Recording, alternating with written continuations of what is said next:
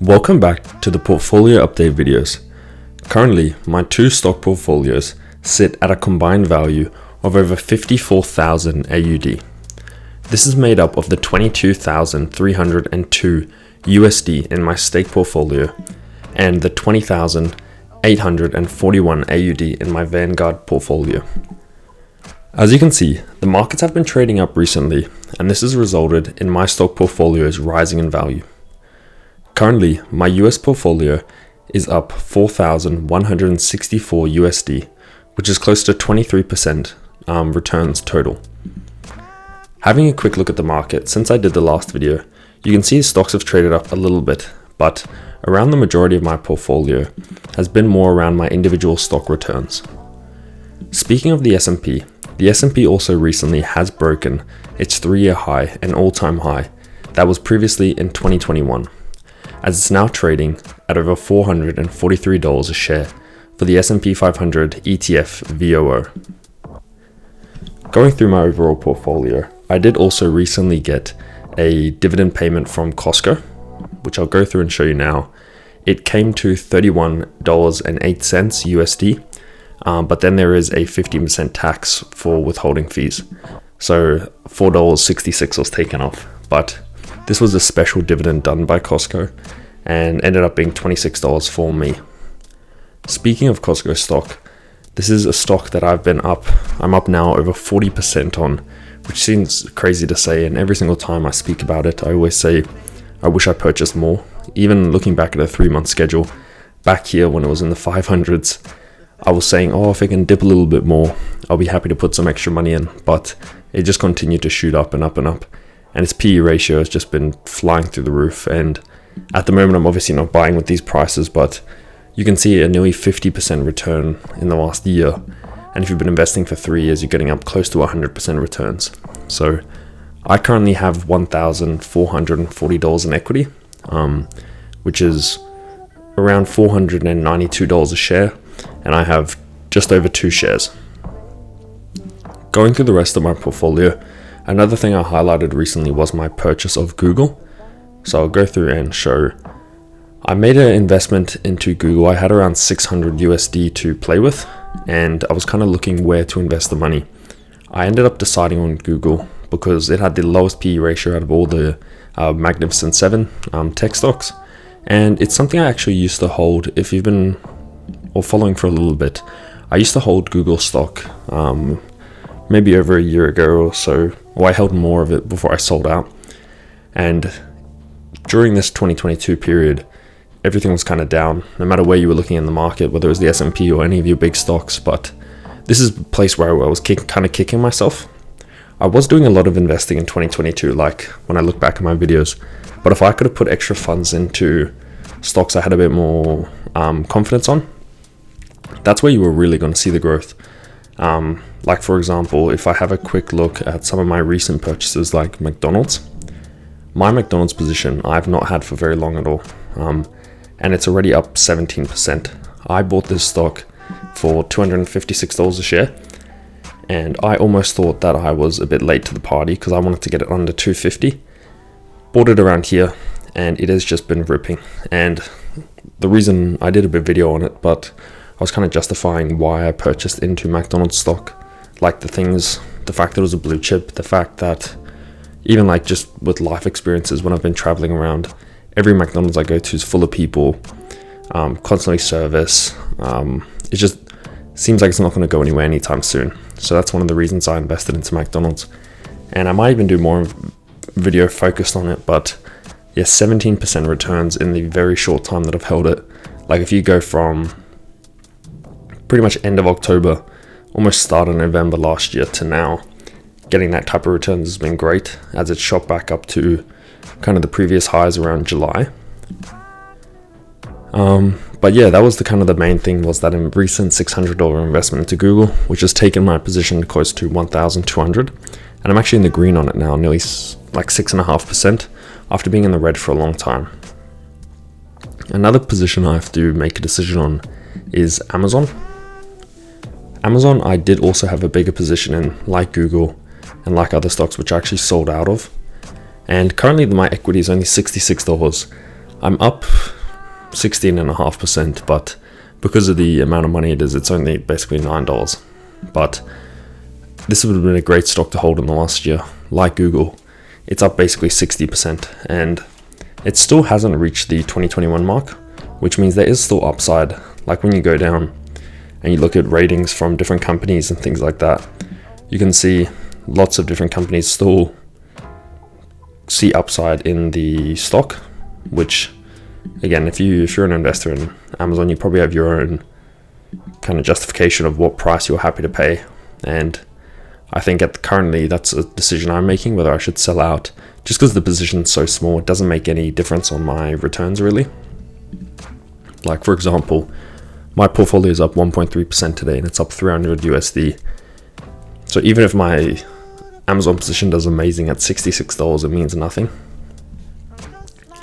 Going through the rest of the portfolio, Apple's another one that's been trading a bit interesting recently. They had a bunch of issues with the Apple Watch, and if you kind of look at the last month, it's actually down 2.5%. But then you go a bit further out, 3 months, up basically 11, and great year as well. But I'm probably not buying in at these prices. I still think it's a little bit high, but it is my second biggest individual holding for stocks. I have around $3,230 in equity, which is up 36%, around 865 USD. And I have around nearly 17 shares at an average price of $140 a share. But I still plan on holding Apple long term. I'm just not using this time to buy in. So we'll see how the stock trades, if they have any innovation. I know that's a big problem for a lot of investors, and a lot of doubters are saying that Apple kind of lacks that innovation. They're kind of getting a lot of their money from the services and recurring fees and stuff like that. And when you look at the ratings, some people are saying hold as much as saying buy, and some people even saying sell. You look at the Bank of America targets, they're saying they still see it going up in the green, and you look at other places saying maybe that's not where you want your returns to be in the upcoming year. But I think I'm just going to hold off on my Apple investment for now. JP Morgan, another big stock of mine, equities around 1,400 USD, and it's also been a really strong return, up 21%. I've even noticed when this stock was in the red not that long ago, but it's had a strong year, up 26%, and I've been doing little buys in when I thought the price was dipping. I've said before, I kind of just bought this stock to diversify away from all my big tech positions, because if you saw a video or look back at any of my old videos, I used to be probably like 80% of my portfolio, 90% of it was in tech. And I kind of made a decision, I kind of need to diversify a bit. That's when I bought into McDonald's, bought into Costco, kept increasing my VOO position. But I'll make a decision on JP Morgan. I think it's probably the best bank. That's the reason why I bought it. I didn't even look at the fundamentals that much about it. It's the biggest bank. It's, in my opinion, it's run probably the best as well. It's kind of stood the time with its constant acquisitions. I think it's going to do great in terms of not going anywhere. But a lot of people also say they don't want to be invested into banking stocks, and they give good justifications, but I think I'll hold on to it for now.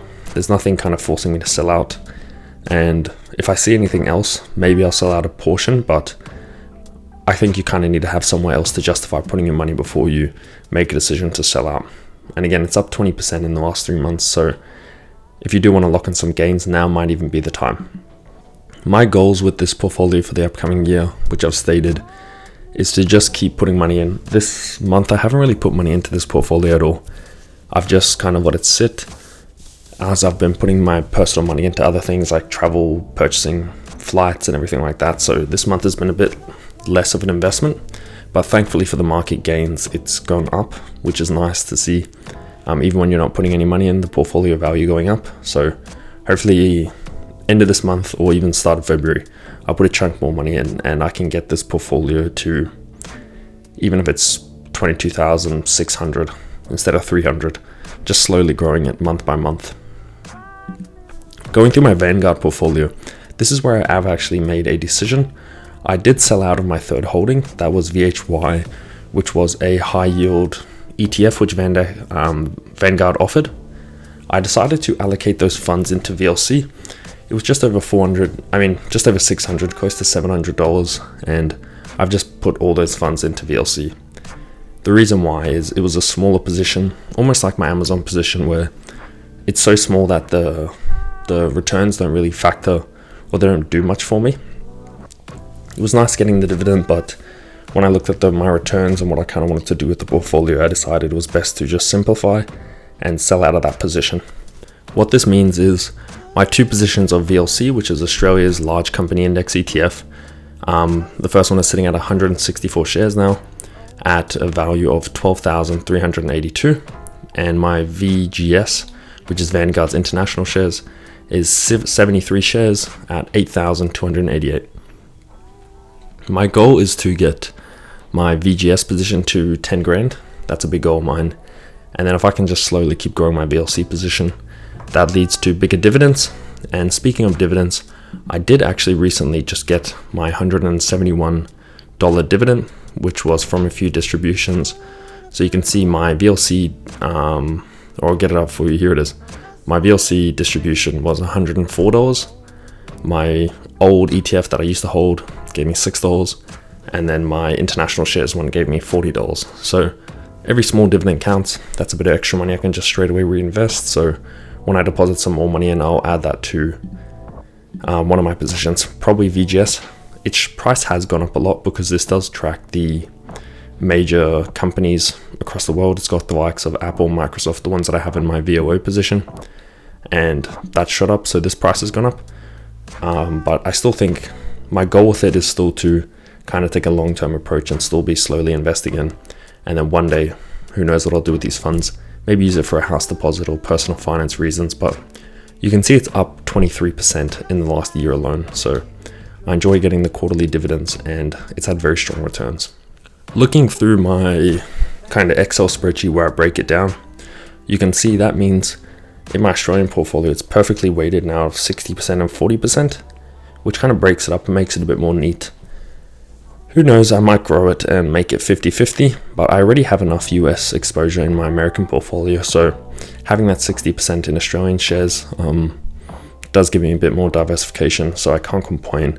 And the Australian shares on average probably pay a high dividend. I notice I get larger dividends, especially end of last year. I know I got around $230, $240 in dividends in just the last quarter alone, which was really good. I've also added the January figures for my stake and Vanguard portfolio valuations, and so you can see it on the charts. You can see the slow, steady increase of both positions, which is really nice to track and see, because sometimes you're just putting money in and you can't really see, or you don't think that how it's growing. You just kind of slowly see the money going up, and it can be sometimes a bit more motivating to see the growth over time. Like when I compare it to start of January, for example, I had 15,000, nearly 16,000 USD in my stake, AUD in my stake portfolio, and now I've basically doubled that. I have doubled that, which is nice in a year's time. My Vanguard portfolio was basically 3,000, and now it's sitting at 20,800. So I've had a really big investments. It's been a past year was really good for me financially. So hopefully I can just carry that momentum to this upcoming year. And I've also been tracking my dividends. So I'm going to add the January ones once the month is finished, but it's nice to track this and see as well my total dividends. So last year I got around 234 AUD, which is around 160 USD for dividends in my stake portfolio, and in my Vanguard portfolio I got around 403. So this year my Vanguard portfolio dividends will probably be close to 1,000 or even maybe more, and my stake portfolio ones will probably be hopefully in like closer to the 300 AUD. So that would be really nice. Just a bit of extra payments I can reinvest and just kind of see the compound interest. Overall, this was just more of a bit of a wrap up of how I was thinking and how the portfolio has been looking in the recent times. Everything's in the green, so I can't complain. All my portfolio positions, I still remember the old videos where everything was in the red and I was down 10%, 15% in total. It's just been a nice year, but you can't get too highs on the highs and too lows on the lows. So I'm just kind of trying to ride it, make the most of it, keep steadily investing, and then hopefully my goal is by the end of the year I can get these portfolios to a combined value of close to 100,000. That'd be a big goal of mine. I'm still a bit off of it, around 46,000, but if there's strong returns and I can keep investing my money, hopefully I can get closer to that goal. Cheers.